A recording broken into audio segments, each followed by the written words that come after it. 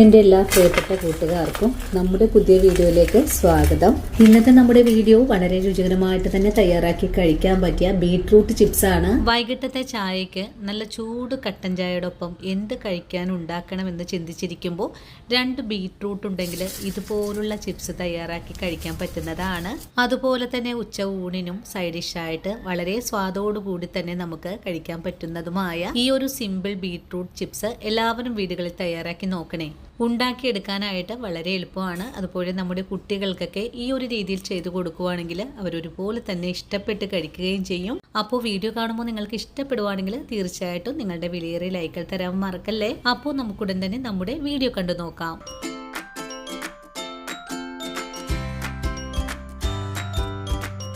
നമുക്ക് beetroot fry തയ്യാറാക്കാൻ തുടങ്ങാം. ഇതിനായിട്ട് ഞാനിവിടെ 1/2 കിലോ ബീട്രൂട്ട് എടുത്ത് വെച്ചിട്ടുണ്ട്. ഇനി നമുക്ക് ഇതിൻ്റെ തോലെല്ലാം ഒന്ന് കട്ട് ചെയ്തെടുത്ത് മാറ്റിയിട്ട് വരാം. അങ്ങനെ നമ്മുടെ ബീട്രൂട്ടിൻ്റെ തോലൊക്കെ ഒന്ന് കളഞ്ഞെടുത്തിട്ടുണ്ട്. ഇനി നമുക്കിതിനെ ഒന്ന് നൈസായിട്ടൊന്ന് കട്ട് ചെയ്തെടുക്കാം. ബീട്രൂട്ട് മുഴുവനും തന്നെ ഞാനിവിടെ കട്ട് ചെയ്തെടുത്തിട്ടുണ്ട്. അധികം കട്ടിയായിട്ടും അല്ല, ഇതുപോലെ അധികം നൈസായിട്ടും അല്ല, ഇത്രയും തിക്നെസ്സിലാണ് ഞാനിവിടെ ബീട്രൂട്ട് കട്ട് ചെയ്തെടുത്തിട്ടുള്ളത്. ഇനി നമുക്കിതിനൊരു മാരിനേഷൻ ചെയ്തെടുക്കണം. ഇതിനായിട്ട് മറ്റൊരു പാത്രത്തിലേക്ക് ബീട്രൂട്ട് മാറ്റാം. ഇനി ഒരു പാത്രം എടുത്ത് വെച്ചിട്ട് ഇതിലേക്ക് 1 സ്പൂൺ അളവിൽ കാശ്മീരി മുളക് പൊടി ഇട്ട് കൊടുക്കാം. ഇതിൻ്റെ കൂടെ തന്നെ അല്പം മഞ്ഞൾപ്പൊടി. ഇനി ഇതിലേക്ക് 1 ടീസ്പൂൺ അളവിൽ പെരിഞ്ജീരകം പൊടിച്ചത് ചേർക്കാം. 1/2 കപ്പ് വറുത്ത അരിപ്പൊടി ചേർക്കാം. 1/2 കപ്പ് അളവിൽ തന്നെ കടലപ്പൊടി കൂടെ ചേർക്കാം. 1/4 ടീസ്പൂൺ അളവിലും കുറച്ചായിട്ട് കുരുമുളക് പൊടി, 1 ടീസ്പൂൺ അളവിൽ ഗരം മസാലപ്പൊടി, 1 പിടി കറിവേപ്പില പൊടിയായി കട്ട് ചെയ്തത്, അല്പം കായപ്പൊടിയും കൂടെ ചേർത്ത് കൊടുക്കണം. ഇനി നമുക്ക് വേണ്ടത് ആവശ്യത്തിനുള്ള ഉപ്പാണ്. ഉപ്പ് കൂടി ചേർത്ത് കഴിഞ്ഞാൽ പിന്നെ നമ്മുടെ കൈ ഉപയോഗിച്ച് നല്ലതുപോലെ ഒന്ന് മിക്സ് ചെയ്തെടുക്കാം. പൊടികളൊക്കെ നല്ലവണ്ണം മിക്സ് ചെയ്ത് കഴിഞ്ഞാൽ പിന്നെ നമുക്കിതിലേക്ക് നമ്മൾ കട്ട് ചെയ്ത് വെച്ചിരിക്കുന്ന ബീട്രൂട്ട് ചേർക്കാം. നമുക്ക് ഈ ബീട്രൂട്ടും പൊടികളും കൂടി ചേർത്ത് നല്ലതുപോലെ ഒന്ന് മിക്സ് ചെയ്തെടുക്കാം. ഞാൻ ഇതുവരെയും ഇതിലേക്ക് വെള്ളം ചേർത്തിട്ടില്ല. കൈകൊണ്ട് കുഴച്ചതിന് ശേഷം വെള്ളം ആവശ്യമാണെങ്കിൽ നമുക്ക് കുറച്ച് ചേർക്കാവുന്നതാണ്. പൊടികളെല്ലാം നല്ലതുപോലെ ഒന്ന് മിക്സ് ചെയ്തെടുക്കുന്നതിനായിട്ട് 1 സ്പൂൺ അളവിൽ വെള്ളം കൂടെ ചേർത്ത് കൊടുക്കാം. വെള്ളത്തിൻ്റെ അളവ് ഒരു തരി പോലും കൂടി പോകരുത്. ബീട്രൂട്ടിൽ അത്യാവശ്യം വെള്ളം ഉള്ളതാണ്. അപ്പോൾ അത് നോക്കിയിട്ട് വേണം ഇതുപോലെ മിക്സ് ചെയ്തെടുക്കാനായിട്ട്. നമ്മുടെ കയ്യിൽ കുറച്ച് വെള്ളം എടുത്തിട്ട് ഇതിലേക്ക് ഒഴിച്ചു കൊടുത്ത് വീണ്ടും ഒന്നുകൂടെ മിക്സ് ചെയ്തെടുക്കാം. വെള്ളത്തിൻ്റെ പോരായ്മ ഉണ്ടെങ്കിൽ കുറച്ചുകൂടെ വെള്ളം ഒഴിച്ച് മിക്സ് ചെയ്തെടുക്കാം. കുറച്ചുകൂടെ വെള്ളത്തിൻ്റെ പോരായ്മയുണ്ട്, അപ്പോൾ നമുക്ക് കുറച്ചുകൂടെ ഒഴിച്ചു കൊടുക്കാം. അങ്ങനെ നമ്മുടെ ബീട്രൂട്ട് ഈ ഒരു രീതിയിലാണ് ഞാനിവിടെ മിക്സ് ചെയ്തെടുത്തിട്ടുള്ളത്.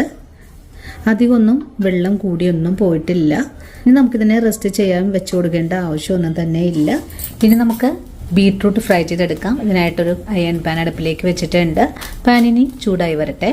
നമ്മുടെ പാൻ ചൂടായി വന്നിട്ടുണ്ട്. നമുക്ക് വറുത്തെടുക്കാൻ ആവശ്യമായ ഓയിൽ ഒഴിച്ചു കൊടുക്കാം. എണ്ണ ഇപ്പോൾ നല്ല പോലെ ചൂടായി വന്നിട്ടുണ്ട്. ഇനി നമുക്ക് ബീട്രൂട്ട് കുറേശ്ശെ ഇട്ട് കൊടുത്ത് എണ്ണയിൽ വറുത്ത് കോരാം. അങ്ങനെ ആദ്യ തവണ ബീട്രൂട്ട് ഫ്രൈ ചെയ്യാൻ ഇട്ട് കഴിഞ്ഞാൽ പിന്നെ ഒന്ന് മുരിഞ്ഞ് വന്നതിന് ശേഷം നമുക്കൊന്ന് മറിച്ചിട്ട് കൊടുക്കാം. ഇടയ്ക്കിടയ്ക്ക് നമുക്കിതുപോലെ ഒന്ന് മറിച്ചിട്ടൊക്കെ കൊടുക്കാം. ബീട്രൂട്ട് മുരിഞ്ഞ് നല്ല സ്റ്റിക്കി പരുവമാകുമ്പോഴേക്കും നമുക്ക് എണ്ണയിൽ നിന്ന് കോരി മാറ്റാവുന്നതാണ്. നല്ലവണ്ണം മുരിഞ്ഞു കഴിഞ്ഞാൽ ഈ ഒരു ബബിൾസൊക്കെ ഒന്ന് കുറഞ്ഞു വരും. ആ ഒരു പാകമാണ് നമുക്ക് എണ്ണയിൽ നിന്നും കോരി മാറ്റേണ്ടതും. ഇപ്പോൾ നമ്മുടെ ബീട്രൂട്ട് അതെല്ലാം ഒന്ന് കുറഞ്ഞ് നല്ല സ്റ്റിക്കി പരുവത്തിലേക്കൊന്നായി വന്നിട്ടുണ്ട്. ഈ ഒരു പരുവമായാൽ നമുക്ക് എണ്ണയിൽ നിന്ന് കോരി മാറ്റാവുന്നതാണ്. ഇനി നമുക്കൊരു അരിപ്പയിലേക്ക് ഇട്ട് കൊടുക്കാം. ഇതുപോലെ തന്നെ അടുത്തതും ഫ്രൈ ചെയ്തെടുക്കാം. രണ്ടാമത് ഇട്ട് കൊടുത്തിട്ടുള്ള ബീട്രൂട്ടും നമുക്കിതുപോലെ ഒന്ന് മറിച്ചിട്ട് കൊടുക്കാം. നല്ലവണ്ണം മുരിഞ്ഞു കഴിഞ്ഞാൽ വീണ്ടും നമുക്കിതുപോലെ തന്നെ കോരിയെടുക്കാം. അങ്ങനെ നമ്മുടെ എല്ലാ ബീട്രൂട്ട് ചിപ്സും ഞാനിതുപോലെ ഒന്ന് വറുത്തെടുത്തിട്ടുണ്ട്. ഇനി നമുക്ക് ഒരു സെർവിങ് ബൗളിലേക്ക് കൂടെ മാറ്റാവുന്നതാണ്. അപ്പോൾ ഇന്നത്തെ നമ്മുടെ വീഡിയോയും ഇത്രയുള്ള കൂട്ടുകാരെ. ഈ ഒരു വീഡിയോയും കണ്ടിട്ട് നിങ്ങൾ ഇതുവരെയും ഇതുപോലെ ഒന്ന് ട്രൈ ചെയ്ത് നോക്കിയിട്ടില്ലെങ്കിൽ തീർച്ചയായിട്ടും നമ്മുടെ വീഡിയോ കണ്ടതിന് ശേഷം ഒന്ന് തയ്യാറാക്കി നോക്കാൻ മറക്കില്ലേ. അതുപോലെ വീഡിയോ കുറിച്ചുള്ള അഭിപ്രായങ്ങൾ കമന്റ്സ് ആയിട്ട് അറിയിക്കാനും മറക്കരുത്. ഇനിയും നല്ലൊരു വീഡിയോ ആയിട്ട് നാളെ കാണാം. അതുവരെ സ്നേഹത്തിൻ്റെ ഭാഷയിൽ വീണ്ടും കാണാം.